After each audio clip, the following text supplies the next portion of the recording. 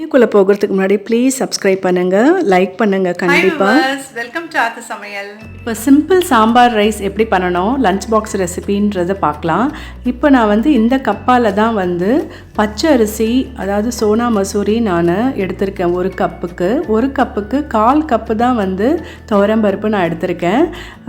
Other language viewers வந்து இந்த description பாக்ஸ்லேயும் நீங்கள் பார்த்துக்கலாம். அதே சமயத்தில் சப்டைட்டலும் கொடுத்துருக்கேன். தேவையான காய்கறிகள்லாம் நீங்கள் எடுத்துக்கோங்க. நான் கேரட், பீன்ஸ், உருளைக்கிழங்கு எடுத்திருக்கேன், வெங்காயம், தக்காளி எடுத்திருக்கேன். அப்புறம் பார்த்திங்கன்னா லெமன் சைஸ் அளவுக்கு புளி ஊற வச்சுருக்கேன். சாம்பார் பவுடர் நான் இப்போ எடுத்திருக்கேன். சாம்பார் பவுடர் இல்லாதவங்க ஒரு இல்லை 1.5 ஸ்பூன் வந்து மிளகாய்த்தூள், வெறும் மிளகாய்த்தூள் சேர்த்துண்டு, அப்புறம் தனியாத்தூள் வந்து 2 ஸ்பூன் போட்டுக்கோங்க.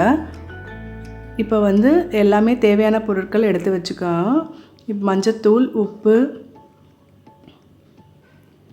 அப்புறம் நான் முதலே சொன்னேன் புளி ஊற போட்டுக்கோங்க. இப்போ வந்து கொஞ்சம் நல்லா அலம்பிட்டு, இப்போ நான் தண்ணி வந்து நான் எத்தனை கப் நான் விட்டுருக்கேன்னு பாருங்கள். 1.25 கப்புக்கு நான் ஒரு 5 கப் நான் தண்ணி நான் எடுத்துக்கிறேன். இந்த மாதிரி இதே நான் சொன்ன ரேஷியோவில் பண்ணிங்கன்னா கரெக்டாக உங்களுக்கு வரும். உங்களுக்கு இந்த கப்பில் தான் நான் வந்து இப்போ 5 கப்ஸ் நான் வந்து எடுத்திருக்கேன்.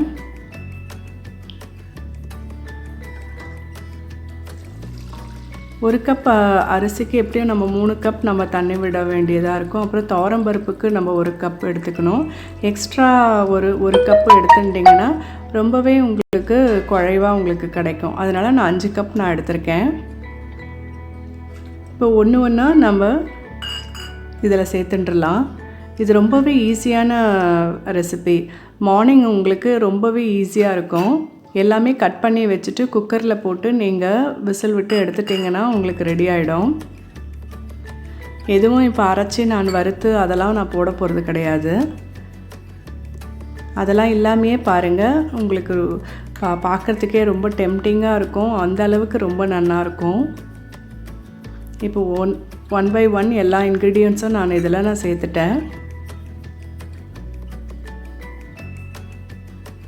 சாம்பார் பவுடர், மஞ்சத்தூள், உப்பு எல்லாமே சேர்த்துட்டேன். அதுக்கப்புறம் உங்களுக்கு பூண்டு வேணும் அப்படின்னு நினச்சி போடுறவங்க நீங்கள் வந்து போட்டுடலாம். இதில் வேக வைக்கும் போதே ஒரு 3 பூண்டு நீங்கள் போட்டுடலாம். அப்படி இல்லைன்னா தாளிக்கரைச்ச கூட போட்டுக்கலாம். இப்போ இது வந்து 2 ஸ்பூன் வந்து நான் நல்லெண்ணெய் விடுறேன். எப்போவுமே குக்கரில் வைக்கிற பொருளில் நான் கொஞ்சம் 1 ஸ்பூன் 1.5 ஸ்பூன் நல்லெண்ணெய் விட்டிங்கன்னா அது வந்து ப்ரெஷரை தக்க வச்சு வேக வச்சு உங்களுக்கு நல்லா கொடுக்கும். ரொம்ப விட்டுடக்கூடாது. 1 ஸ்பூன் தான் நீங்கள் விடணும்.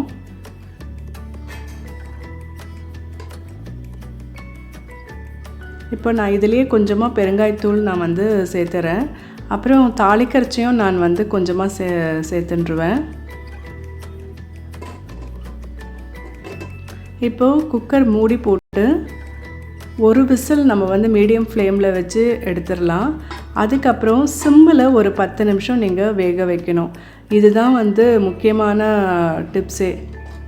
அதே மாதிரி ஒரு விசில் விட்டுட்டு 10 நிமிஷம் நான் வந்து சிம்மில் வச்சு நான் எடுத்திருக்கேன். இங்கே பாருங்கள் எவ்வளோ நல்லா குழவாக வந்திருக்கு. இப்போ தாளிக்க தேவையான பொருட்கள், தேவையான எண்ணெய் நீங்கள் விட்டுடுங்க. அப்புறம் கடுகு, ஜீரகம், கொஞ்சம் பெருங்காயம், கருவேப்பிலை. இது வந்து நான் நெய் காய்ச்சிருக்கேன். அதில் தான் 1 ஸ்பூன் நான் வந்து இதில் விடுறேன். வெண்ணெயிலேருந்து நெய் காய்ச்சினது அதனுடைய வீடியோவும் நான் போட போகிறேன். அது அப்புறம் போட்டதுக்கப்புறம் டிஸ்கிரிப்ஷன் பாக்ஸில் லிங்க் கொடுக்குறேன். இப்போ தேவையானது தாளிக்கிறது, இது வந்து வறுத்த வேர்க்கடலை, தோல் உரித்த வேர்க்கடலை. இது எண்டில் இதை நீங்கள் சேர்த்து இந்த சாம்பார் ரைஸ் பண்ணிங்கன்னா ரொம்பவே டேஸ்டியாக நல்லாயிருக்கும். உங்களுக்கு வேணும்னா நீங்கள் முந்திரி பருப்பு கூட நீங்கள் சேர்த்துடலாம். முந்திரி பருப்பு இல்லாதவங்க இந்த மாதிரி நீங்கள் வேர்க்கடலை சேர்த்துக்கோங்க. ரொம்ப நல்லாயிருக்கும் டேஸ்ட்டாக. இது சாம்பார் சாதத்துக்கு அங்கங்கே அப்படி இதுவாக கடிப்படும் போது ரொம்ப நல்லாயிருக்கும். இப்போ தாளித்து அந்த இதுவும் விட்டாச்சு. நல்லா கமகமன் நல்லா வாசனையாக நல்லா இருந்தது. இதே மாதிரி நீங்கள் பண்ணி பாருங்கள். ரொம்ப டேஸ்டியாக நல்லா இருக்கும்.